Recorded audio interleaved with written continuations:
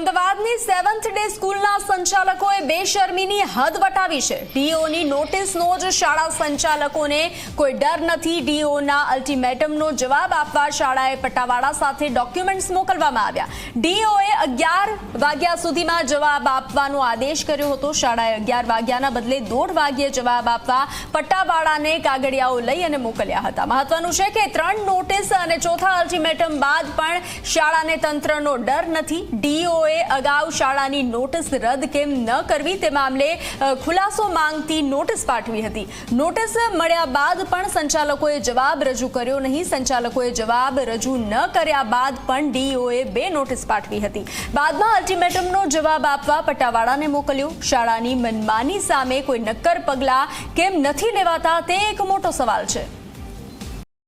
તમારું નામ કહો, ક્યાંથી આવ્યા છો એ કહો, શેના માટે આવ્યા છો? मैडम हमें डॉक्यूमेंट्स आप्या છે સાહેબ। મેડમ મયુરિકા મેડમ બસ મેડમ ક્યાં આવે છે, મેનેજમેન્ટ આવે છે।